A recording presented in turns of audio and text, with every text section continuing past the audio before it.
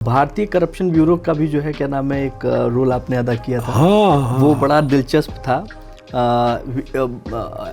Anti corruption bureau, हाँ ठीक है सॉरी। और इसी कड़ी में मैं ये बता दूं कि जब मैं मुजफ्फरनगर में था तो एक बार पहले एसपी मीटिंग किया करते थे देहात में जा जाके। अब तो करीब करीब वो पुराने सिस्टम सब खत्म होते जा रहे हैं। तो एक थाना फुगाना है, वहाँ लिसाड़ गांव है, उसमें जो है लाख में एक मीटिंग कर रहे थे। तो जब उन्होंने पूछा भाई हाँ और किसी को कुछ कहना है, तो एक बुजुर्ग पगड़ी बांधे हुए खड़े हुए कह रहे भाई कप्तान साहब तुझे मैं यूँ कहूँ, वो ऐसे ही बोलते हैं, यूँ कहूँ कि भाई तू इस भगत दरोगा को यहीं रहने दे। कह रहे आप इसका तबादला नहीं चाहते? कि हम इसका तबादला नहीं चाहते। और कह रहे प्रमोशन नहीं चाहते? कह रहे हम इसका प्रमोशन कुछ नहीं चाहते, हम ये चाहते हैं भाई ये यहीं रहे और तेरे बस की तनख्वाह देनी ना हो तो तुझसे 10 रुपये फालतू देंगे। तो एसपी साहब भी हंसने लगे, खैर जो भी है। और ये जो आपने अभी क्वेश्चन किया एंटी करप्शन ब्यूरो वाला, एंटी करप्शन में चलिए ऐसा है कि ये पहले ऑफिस उसका इंदिरा भवन में था। तो जब मैं वहाँ पहुँचा, मैं पहले मेरठ में था एंटी करप्शन, फिर कुछ वजूहत फिर मेरा लखनऊ कर दिया गया, मैं लखनऊ पहुँच गया। तो वहाँ जो है मैंने देखा वहाँ का हिसाब किताब। तो वहाँ भ्रष्टाचार निवारण संगठन लिखा पीतल के अक्षरों में, बड़ा भ्रष्टाचार निवारण संगठन। तो हमने एक दिन सवेरी जाके ऑफिस में हमने वो निवारण हटा दिया क्योंकि डीजी साहब जो एडीजी थे वहाँ वो 8-8, 10-10 हज़ार रुपये रिश्वत लेते थे लोग। अच्छा, हाँ, भ्रष्टाचार संगठन हो गया वो, भ्रष्टाचार संगठन हो गया। सुबह वो हल्ला मच गया कि निवारण कहाँ गया। हमने कि निवारण है ही कहाँ यहाँ, मैंने कि ये तो भ्रष्टाचार का संगठन है। फिर वो ढूंढा, वही था, कहीं गया थोड़ा ही, फिर चिपका दिया गया। तो मैंने इसके बारे में डीजी साहब को कहा भी एक बार, तब तो वो प्रकाश सिंह साहब नहीं रहे थे, दूसरे डीजी थे। मैंने कहा कम से कम भ्रष्टाचार निवारण संगठन में तो ऐसा लोग रख लो जिसे कह सको कि ये भ्रष्टाचार निवारण संगठन में है। एग्जैक्टली। तो वो भी कुछ अपनी जाहिर करने लगे मजबूरी। हाँ, क्योंकि देखिए पुलिस पे से जब नेताओं का दबाव खत्म हो जाएगा तो जो है काम कुछ ठीक होगा।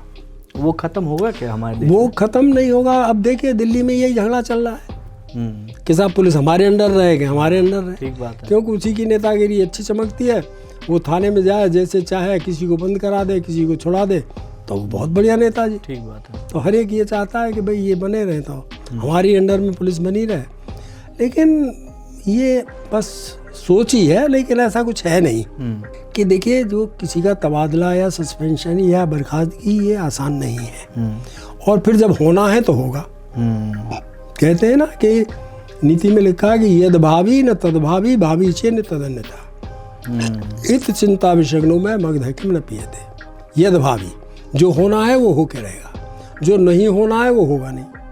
इसलिए इस चिंता रूपी विष को दूर करने की औषधि क्यों न पी ली जाए। रामचरितमानस में भी लिखा है कि तुलसी राम भरोस कर निर्भय है के सोए, अनहोनी होनी नहीं होनी हो सो। तो ये तो जो होना है होगा। इसलिए इसके बारे में तो आदमी जो सोचता है कि यहाँ रहूँ वहाँ रहूँ, कभी हमने सोचा ही नहीं कि कहाँ रहेंगे। जहाँ का दाना पानी होगा वहाँ जाना पड़ेगा। हम लोग बहुत सारी चीज़ों की बात करते हैं सर, जैसे बात करते हैं बच्चों को नैतिकता सिखाते हैं, बात करते हैं कि हमें झूठ नहीं बोलना चाहिए, हमें ब्राइब नहीं देना चाहिए। लेकिन बचपन से ही दूध पी लो तो टीवी देखने को मिलेगा, खाना ख़त्म करोगे तो चॉकलेट मिलेगी। बच्चों के साथ वो बचपन से ही एक तरीके से देखिए पेरेंट ही जो है उनको बता रहे हैं कि आप ये करोगे तो बदले में हम ये देंगे। और उसके बाद फिर कहीं ना कहीं बच्चे के मन में आते एक बात बैठ जाती है, भैया बिना दिए कुछ काम नहीं होता है। और फिर वो क्या करता है, हर जगह ढूंढता है कि किसको देना है, जिसको दे दें और काम जल्दी से हो जाए। ये जो मानसिकता है खासतौर पे भारतीयों में कि भैया दे दे काम जल्दी खत्म हो जाए यार, कहीं ना कहीं भ्रष्टाचार को बढ़ाने की और इस चीज़ों को फलने फूलने की ये मानसिकता भी जिम्मेदार है। हाँ बिल्कुल जिम्मेदार है, लेकिन ये है कि देखिए, अगर किसी को ये पता चल जाए कि भाई यहाँ बिना दिए काम चल जाएगा, तो किसी को शौक नहीं है देने का। बिल्कुल ठीक बात। अगर ये विश्वास हो जाए कि भाई यहाँ बिना दिए काम नहीं चलेगा, तो वहाँ तो आदमी देगा ही। लेकिन जहाँ ये है कि आदमी की ये शोहरत हो जाए कि भाई यहाँ पैसा नहीं दिया जाएगा, तो वहाँ कोई नहीं कहता कि हमसे शुरू में एक आध जगह हुआ कि भाई एक औरत ने एक पुड़िया उसमें से अपने ओढ़ने के उसमें ठोक में से बधे हुए 2 रुपए दिए बाबूजी। मैंने कहा भाई इसकी ज़रूरत नहीं है। तो मैं ये कह रहा हूँ कि ये मानसिकता है लोगों की, लेकिन इसके लिए तो बड़ा प्रयास करना पड़ेगा। देखिए, पैसा जो है ठीक है, पैसा ज़रूरी है, लेकिन पैसा सब कुछ नहीं है।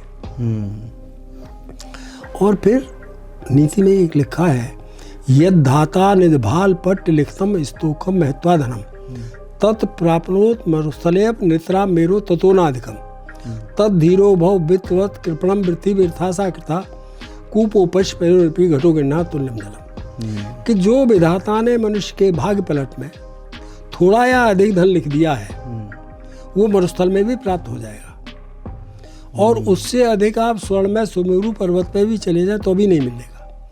इसलिए अन्यायपूर्वक धन क्यों कमाते हो? क्यों पैसे वालों के सामने दीन वृत्ति प्रकट करते हो?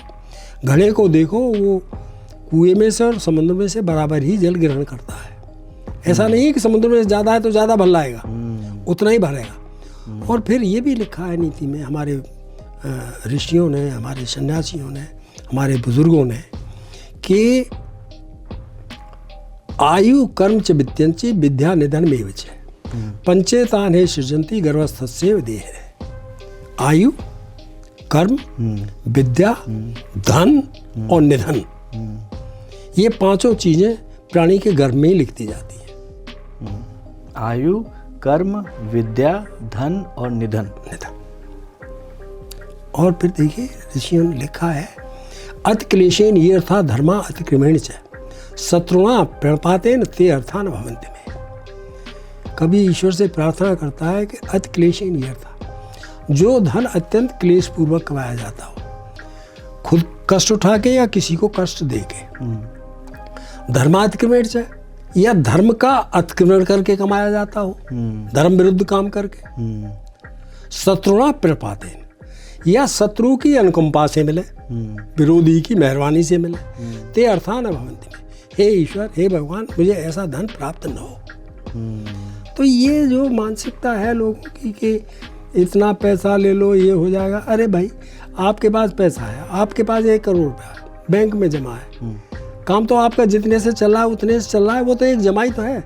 उस जमा के लिए आप ये सोच लिए मैंने बैंक खुलवा रखे, ठीक बात है, 2 को कह लो, 4 को कह लो, 6 को, और मैंने उसमें नियुक्त कर रखे हैं आदमी, भाई देखो पैसे की गड़बड़ न हो जाए, इस शाम को हिसाब मिला के जाना, और मुझे ज़रूरत होगी तो मैं ले लूँगा। ठीक बात। तो ज़रूरत तो बहुत थोड़े की है। एग्जैक्टली। ज़रूरत तो बहुत थोड़े की है जिससे काम चल सकता है, लेकिन नहीं, हम लोग की हवेश है। और आप ये चाहें कि पैसे से आपको संतुष्टि मिल जाएगी, उसका कोई संबंध नहीं है। स्वामी रामतीर का है कि to seek pleasure in worldly object in vain the home of blesses within you. सांसारिक वस्तुओं में सुख ढूंढना बेवकूफ़ी है, व्यर्थ है, ये तो आपके अंदर है। भाई, आप जो है मीठ नहीं खाते, शराब नहीं पीते, तो आपको तो देख के उल्टी हो जाएगी, घृणा हो जाएगी। ठीक बात है। और एक जो पीता है उसे मिल जाए तो उसकी तो मौज होगी आज। तो शराब में तो मजा है नहीं, वो तो आपके अंदर है मजा। स्टेट ऑफ माइंड आपका कैसा? बस गुड़ है, मीठा लगेगा, आपको भी लगेगा, मुझे भी लगेगा, खट्टा नहीं लगेगा, उसका गुण जो है मिठास है। तो इसीलिए जो है, और एक नीति में एक श्लोक लिखा है, आद व्याध सतैर जनेश विविधेर आरोग्य निर्मूलिते लक्ष्मी यत्र पतंत्र तत्र विवृत द्वारे व्याप्ता जातम जातम अवश्य में विषम मृत्यु कुरुत्यात्मा तत् किम नाम वेदना ये निर्मित स्थित है। कि आदि कहते हैं मानसिक बीमारी को, व्याधि कहते हैं शारीरिक बीमारी को, अनेक प्रकार की आदि और व्याधियों से ये मनुष्य शरीर नष्ट हो जाता है। लक्ष्मी यत्र पतंत, जहाँ पर लक्ष्मी का निवास होता है उसके दरवाजे पर आपत्तियों की भी भरमार रहती है। तब इस ईश्वर ने ऐसा क्या बनाया है जो स्थिर हो, वो है धर्म। तो आप अपना अच्छे काम करते रहिएगा, ईश्वर भला करेगा। सर 82 उम्र का 82 साल आपने वो कर लिया। अब सर के साथ मैं आ रहा था तो मैंने एक चीज़ महसूस की कि मुझसे ज़्यादा बढ़िया सीढ़ियाँ चढ़ रहे थे सर। 82 साल की उम्र में फिटनेस को कैसे बनाए रखा जाए, दुनियादारी तो बहुत सारी जो लोग बोलते हैं। क्या बनाना है साहब, सब ईश्वर मालिक है। कौन नहीं चाहता कि मैं अच्छा रहूं? नहीं, अच्छा रहने के लिए आप क्या करते हैं जो कि हम लोग फॉलो करते हैं? देखिए, उसका लिए एक तो ये है कि आप जो भी खाएं उसे बड़े प्रसन्नतापूर्वक खाएं। अरे वाह। ये नहीं है कि इसमें नमक नहीं है कि तुमने आज ये क्या बना दिया। ये मैंने आज तक घर में कभी ये नहीं पूछा कि तुम क्या बनाओगे, और किसी ने पूछा भी तो मैंने कहा मुझे क्या पता, जो तुम्हें बनाना है बना लो। कई बार ऐसा हुआ कि एक हमारे यहाँ मेहमान आए हुए थे, उस लड़की ने नमक डाल दिया, फिर हमारी पत्नी ने भी नमक डाल दिया बाद में। तो वो कह रही मैंने तो नमक डाल दिया था। कह ले कोई बात नहीं, जिक्र मत करना, अपने आप खा लेंगे। खाना आ गया, मैंने खा लिया, खाना था बस। जब खा लिया तो लास्ट में जब 1-2 ही टुकड़ा रह गया, कह ले नमक वमक ठीक है। मैं भाई गौर नहीं किया, देखता हूँ। फिर मैंने कहा तुमने तो कड़वा कर रखा है यार इसे। कह ले अब तक कैसे खा रहे थे? मैंने खा रहे थे, खाना था। तो इसलिए एक तो ये रखिएगा कि जो भी मिले अपना प्रसन्नतापूर्वक उसे खाइएगा। दूसरा, अटसट मत खाओ। हाँ, सबसे इम्पोर्टेंट। बहुत कहते हैं कि साहब ये वहाँ उस होटल में खा लो कि उसमें खा लो, उसका बड़ा। अरे अपना साधारण खाइए। हमने तो 2-2 साल तक खाना नहीं खाया। कई थानों में तो ऐसा हुआ जहाँ मैस वैस भी नहीं होते थे। अपना थैले में जो है चने, मूंग, गेहूँ टांग दिए भर के, सुबह को भिगो दिए और उनको अपना सुबह के भिगो हुए शाम को खा लिए, शाम को भिगो सुबह को खा लिए। क्या बात, क्या बात। तो क्या फ़र्क पड़ता है? ये तो इसमें तो ये शरीर ईश्वर ने ऐसा बनाया है कि ये हर चीज़ से चलता है। आपकी पेट्रोल की गाड़ी पेट्रोल से चलेगी, डीजल की डीजल से। इसमें तो आप कुछ भी डालें उसी से चलता है और वही जो है आपके दिमाग को चलाता भी है उस तरीके से। तो इसलिए जो है कहते हैं ना, आहार शुद्धि तो मन शुद्धि। हाँ बिल्कुल। हाँ, तो इसलिए आहार का आप विशेष तौर से ध्यान रखिएगा। दूसरा, बहुत इसके ऊपर तो बहुत चल रहा है, योगा होगा ये वो, लेकिन ये आपके ऊपर डिपेंड है। आप चाहें तो कर सकते हैं, आसानी से कर सकते हैं। हमने तो हम से अब से 50-60 साल पहले जितना वेट था उतना ही करीब अब है। अब थोड़ा बहुत कम हो गया होगा। क्या बात।